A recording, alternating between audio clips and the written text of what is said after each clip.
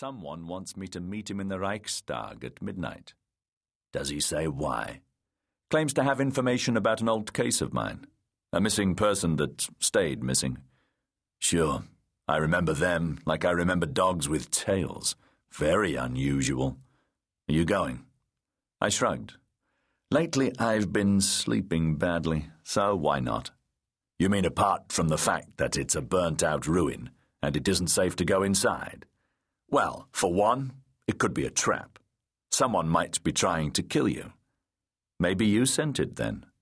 He laughed uncomfortably. Perhaps I should come with you. I could stay out of sight, but within earshot. Or gunshot?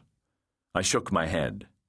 If you want to kill a man, you don't ask him to the sort of place where, naturally, he'll be on his guard. I tugged open the drawer of my desk. To look at, there wasn't much difference between the Mauser and the Walter, but it was the Mauser that I picked up. The pitch of the grip, the general fit of the pistol made it altogether more substantial than the slightly smaller Walter, and it lacked for nothing in stopping power. Like a fat check, it was a gun that always endowed me with a feeling of quiet confidence when I slipped it into my coat pocket. I waved the gun in Bruno's direction. And whoever sent me the party invitation will know I'm carrying a lighter. Supposing there's more than one of them. Shit, Bruno, there's no need to paint the devil on the wall. I can see the risks, but that's the business we're in.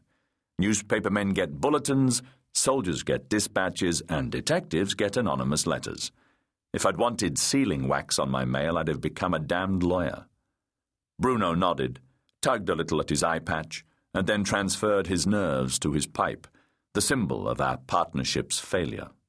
I hate the paraphernalia of pipe smoking, the tobacco pouch, the cleaner, the pocket knife, and the special lighter. Pipe smokers are the grand masters of fiddling and fidgeting, and as great a blight on our world as a missionary landing on Tahiti with a box full of braziers. It wasn't Bruno's fault, for in spite of his drinking and his irritating little habits, he was still the good detective I'd rescued from the obscurity of an out-of-the-way posting to a Kripo station in Spreewald. No, it was me that was at fault.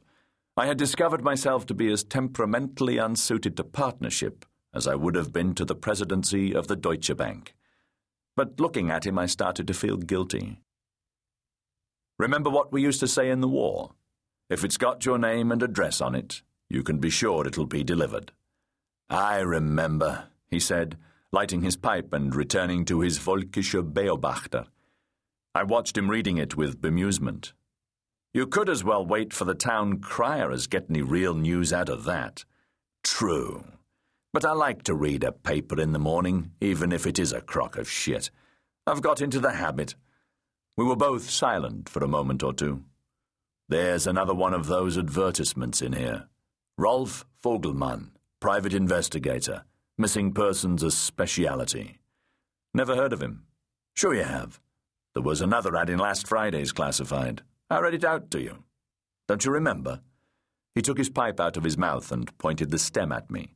You know, maybe we should advertise, Bernie. Why? We've got all the business we can handle, and more. Things have never been better, so who needs the extra expense? Anyway, it's reputation that counts in this line of business, not column inches in the party's newspaper. This Rolf Vogelmann obviously doesn't know what the hell he's doing. Think of all the Jewish business that we get. None of our clients reads that kind of shit. Well, if you don't think we need it, Bernie. Like a third nipple. Some people used to think that was a sign of luck. And quite a few who thought it reason enough to burn you at the stake. The devil's mark, eh? He chuckled. Hey, maybe Hitler's got one. Just as surely as Goebbels has a cloven hoof. Shit, they're all from hell. Every damn one of them. I heard my footsteps ringing on a deserted Königsplatz as I approached what was left of the Reichstag building. Only Bismarck, standing on his plinth, hand on sword, in front of the western doorway, his head turned towards me, seemed prepared to offer some challenge to my being there. But as I recalled, he had never been much of an enthusiast for the German Parliament.